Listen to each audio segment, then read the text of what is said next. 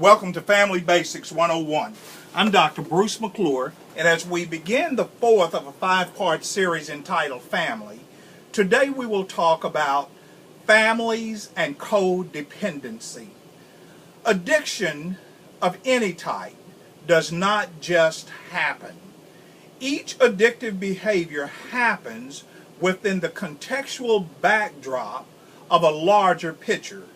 Codependency upon people's moods, behaviors, love or the lack thereof, health, whether it's good or bad, but codependency within people is driven, bridged to something else going on in their life.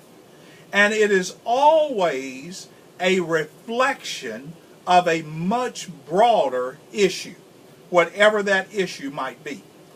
Most codependent individuals may appear to be in charge, in control, strong, brave, and even daring, while the reality is they are struggling with despair and they are struggling with the attempt to regain control of their own personal self.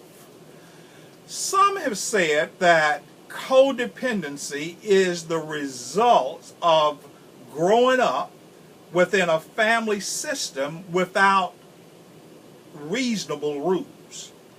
In essence, codependency might be a product of family unreasonableness. And because of the unreasonable family, it stunts healthy emotional development, and it does not allow for flexibility, and it continually gets more rigid as the individuals remain within the family system.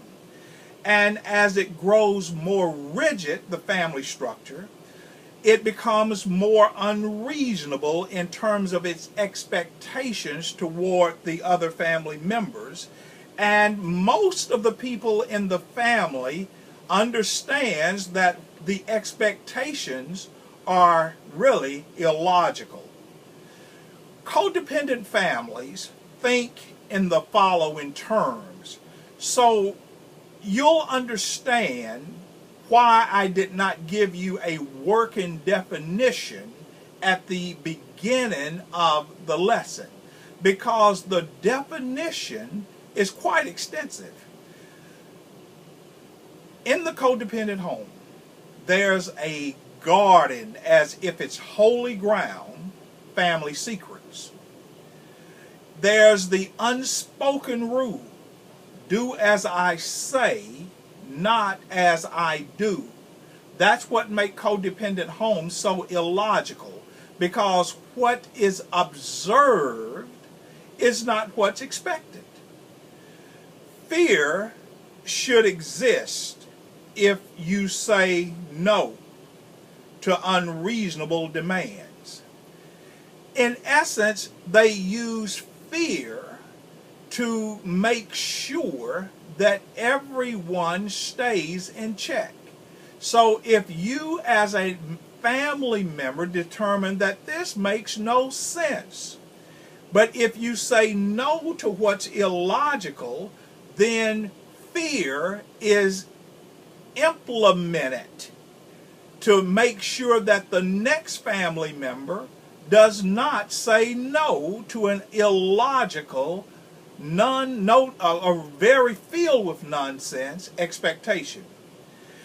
In codependent families, they think like this: in order for me to get attention, I must become the drama queen or the drama king.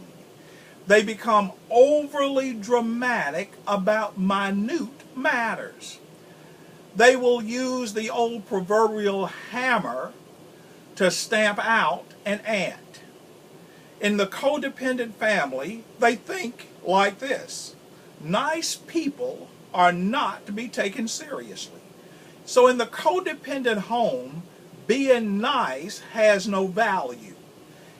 It's the person who screams the loudest, yells the loudest, makes the most flamboyant threats that is to be feared and listened to. Under codependent thinking, controlling things and people is an indicator of one's safety. So using unfair and illogical methods to control people's thinking and to control people's possessions becomes, in a codependent home, a normal way of life. In codependent families, the thinking is always act as if you are perfect. Never allow anyone to see or to believe that anything in this family, anything within this constellation, is anything less than perfect. In codependent families, they actually breed a thinking that says, never trust anyone outside this household. People aren't to be trusted. So in the codependency, the only people that can be trusted are the people within that circle, and truthfully, those are the people that probably can't be trusted. But the environment is bred in such a way that the trustworthy environments are the non-trustworthy environments. And the environment that the individual should be on the lookout for is actually purported to be the safe haven. In codependent family thinking, it is set up so that you set another person up to do your dirty work. Codependent people will basically polarize individuals against one another. In codependent thinking, their thoughts are control others through manipulation, through threats, through fear, through guilt, or make them feel sorry through pity. These are the attributes of codependent families. Healthy families, on the other hand, are respectful of each other, flexible toward the uniqueness of its individual members and others outside the family system. In healthy families, it's more predictable in terms of them relating to one another inside the family, and it's more predictable in a healthy way in terms of how they will respect the boundaries of the family members as well as those outside the family.